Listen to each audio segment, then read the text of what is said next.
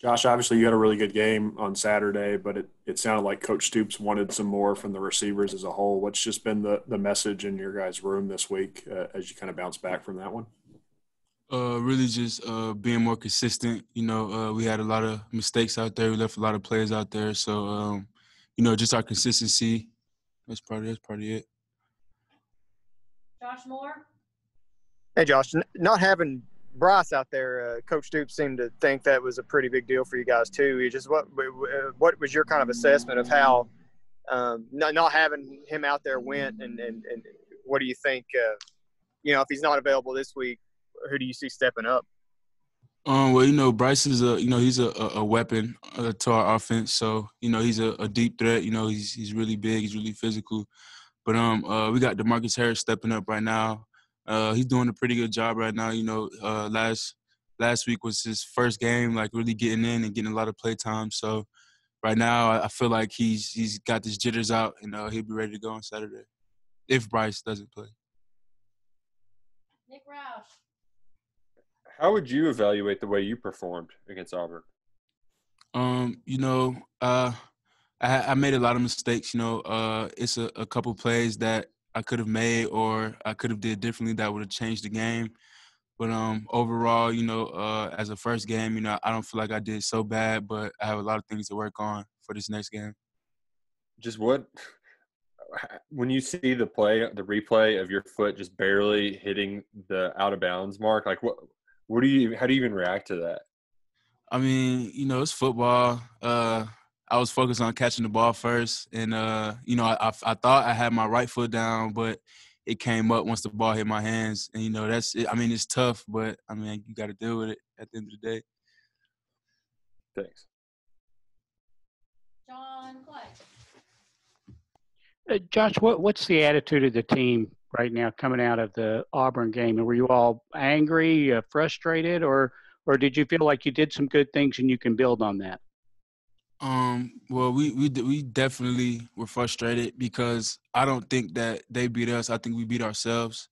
So there's a lot we have to work on, and that's what we're doing today. Well, for the rest of this week, in practice.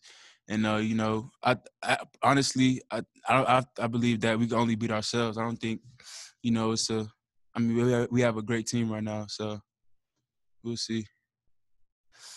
Larry Bob. Yeah, Josh, going into this week now, you could get ready to play a team that put up over 600 yards, and like that figures to be kind of a fast-paced type game. As a receiver, it's been kind of a while since maybe you all will have been in a game like that. Is it kind of exciting to think about that this game could turn into a game where receivers could really make a lot of plays? Yes. I believe that that's what's going to happen. But, we've been really balanced last game with the running and the passing. So, I mean, it doesn't really matter to me as long as, we come out with the win and we execute like the way we're supposed to. John Hale. Josh, obviously Akeem made a couple big catches on Saturday. We hadn't really seen a lot from him in the past. How much has he been doing that throughout camp, and what do you expect to see from him moving forward? He's been doing it all camp, and Kimi is one player that he always plays hard. Every play he's in, he runs hard, and he tries his best. Even though he's a little guy, he tries his best. So, I feel like he's going to get more opportunities, and I think he's going to make the best of them. Nick Roush. Y'all started the game throwing a lot of screens underneath, and you can really see it building towards the shot. What's it like when you're in the huddle and you finally hear that it's time to take the shot downfield? It's really exciting, and you get this adrenaline rush that's unexplainable, and some guys take advantage of it, some guys get scared, but for me and our group, I feel like we're going to take advantage of those shots. This not related to wide receiver play, but you're typically returning punts, and they kept doing the quarterback kick thing. Well, did you all know that could potentially happen? Oh no, no, not that I've seen. Like watching their film, I haven't seen it, but I picked up on it like towards I believe when they get across the 50 or 45, they just kick it like a sky kick so they could get they could get good field position on us. So I mean, it was smart on their part, but I had no idea that they were going to do that. Thanks. Okay, final two. John Long first. Hey, Josh, so much has been made this year about the limited capacity of the stadium. Was the crowd a factor on Saturday, and do you anticipate the Kentucky fans this week making a difference? I mean, I don't think that it wasn't so bad. I mean, they had quite a crowd. You know, you can still hear the crowd from the field, but you know, I think BBN is gonna show out. I think 12,000 people, I believe. I think they're gonna fill it up, and you know, that'll be big to us because you know the fans are everything to us. That's what makes us go out and play how we play. Jeff Drummond, last question.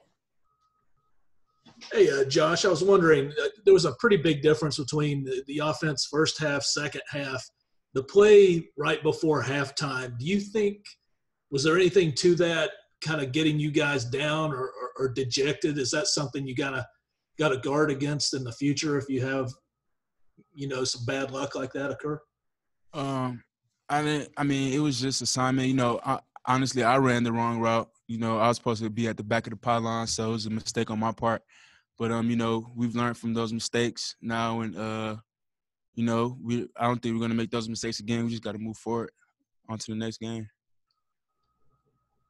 All right. All right. Thank you. Thank you. Keaton is here, so give me 1 second to wipe the table down, and then we'll switch guys. Hold on 1 second. I'm having trouble hearing Slacks. Hey.